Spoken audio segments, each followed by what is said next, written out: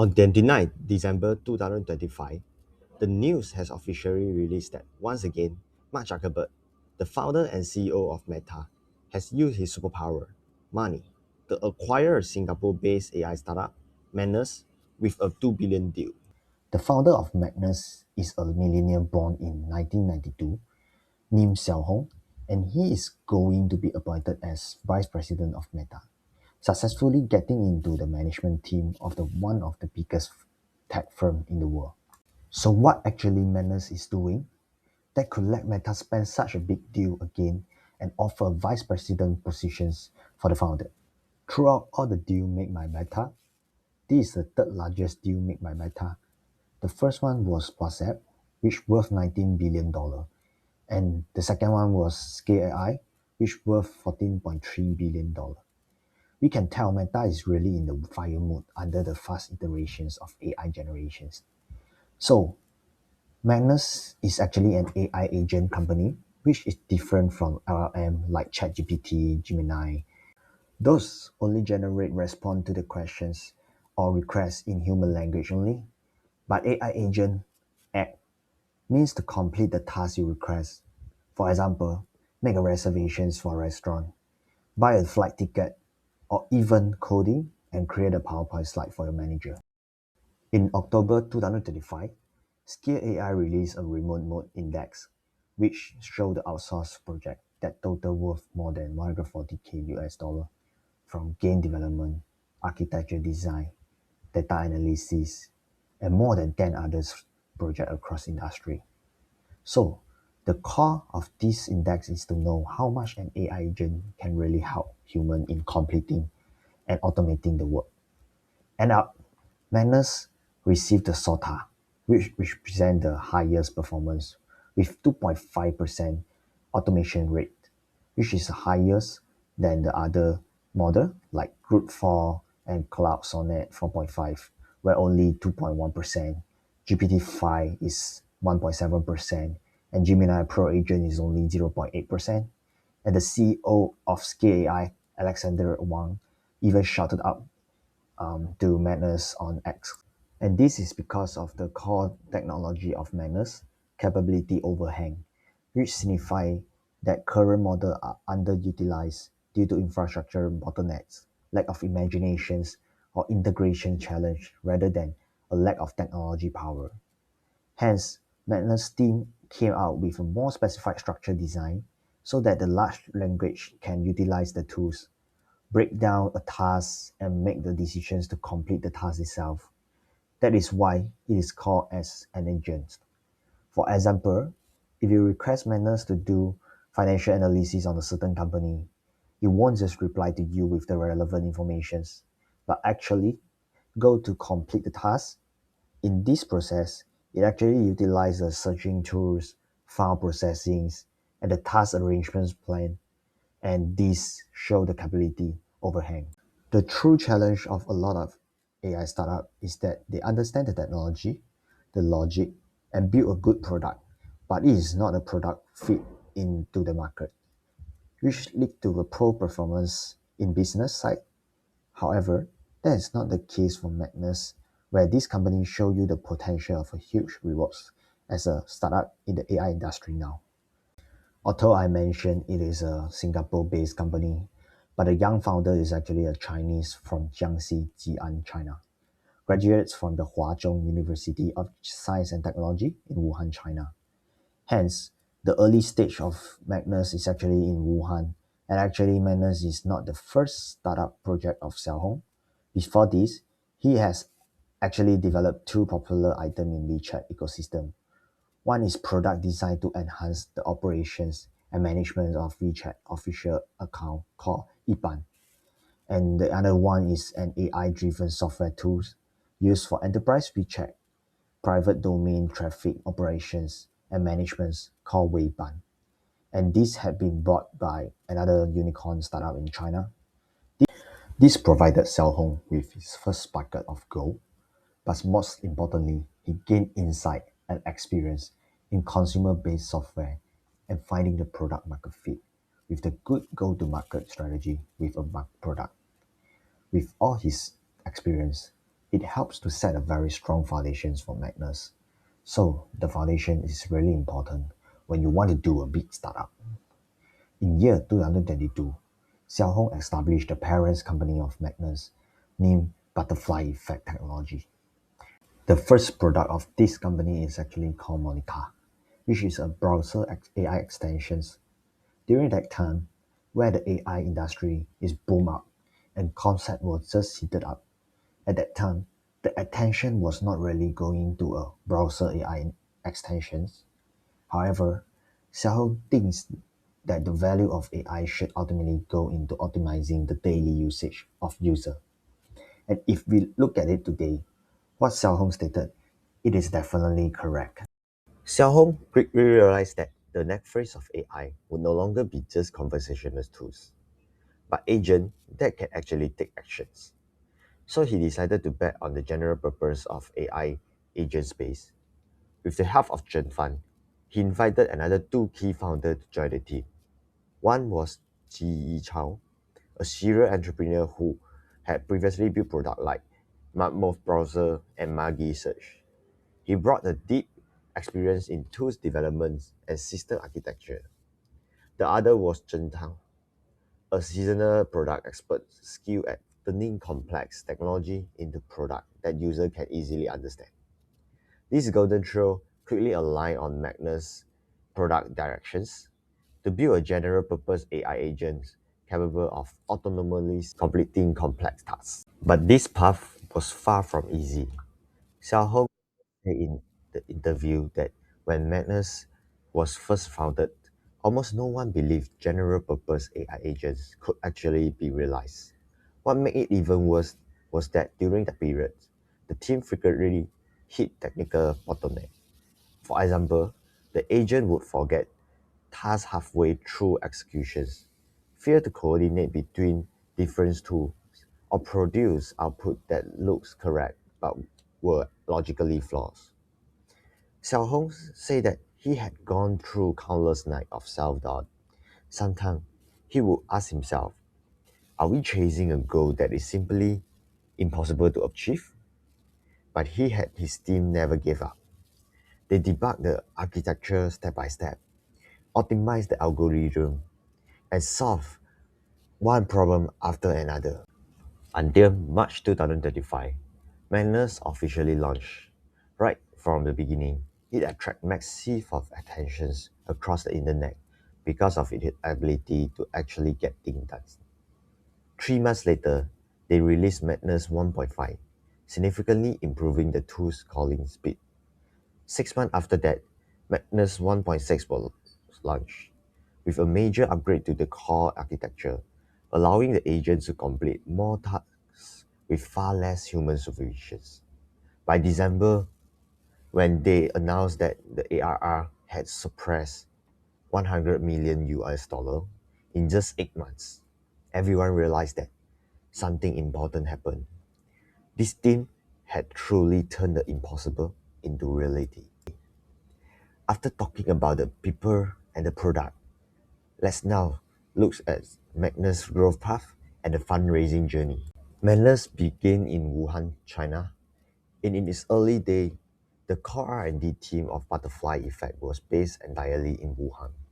The foundational architecture and core algorithm of Manus were all refined there. But in 2024, the team had made a critical decisions to move its headquarters to Singapore while setting up office in San Francisco and Tokyo. In July 2025, they laid off most of the mainland China employee and withdrew the product from the domestic market, completing a full geographic transition. This move sparked significantly discussions, but from a business perspective, Singapore's strategy positions make sense. It sits at the center of Southeast Asia, connect easily to the Western market, and offer a policy environment that attract global talent. With the move out from China, it became the key reason of Manus was able to rapidly expand its international user base. And this is a sorrow of companies from China, but also an opportunity for Southeast Asia. On the fundraising side, Manus' four funding rounds represent a classic case of early support from Chinese capital, followed by recognitions from global investors. The first round was a seed round in February 2023, led by Zhen Fan, with a post-money valuations of 14 million US dollars. This was Zhen Fan's first bet on Xiaohong team. At the time, Magnus did not even exist. The team was still working on Monica. But Zhen Fan saw Xiaohong product intuitions and the team executions capability. The second round was an angel round in August 2023, again led by Zhen Fan, with the valuations raising to 50 million US dollar. This round primarily funded Magnus' early R&D, as the team began building technical foundations for a general-purpose AI agent. The third round was Series A in November 2024. More Chinese capital joined, such as Sequoia China, Tencent, with Zhen Fan continuing to follow on. Other investors include Meituan co-founder Wang Huiwen and Old Flagship Capital. The post-money valuation reached 85 million US dollar. By then, Manus' product direction was clearly defined, and Chinese capital provided crucial resources to support its development. The fourth round was Series B in April 2025. This time, US dollar fund took center stage. Benchmark Capital, or legendary Silicon Valley VC, led the round, with Zhen Fan together, Sequoia China and Tencent continuing to participate. The valuations directly jumped to nearly 500 million US dollar. Benchmark portfolio include companies like Facebook and Twitter. Their investment brought not only capital, but powerful global valuations. However, this round also sparked controversy.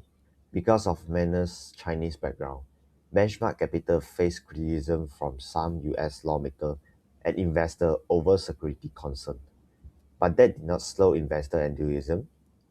In just 2 years, Manus' valuations grew from 14 million to nearly 500 million US dollar, a more than 30 times increase.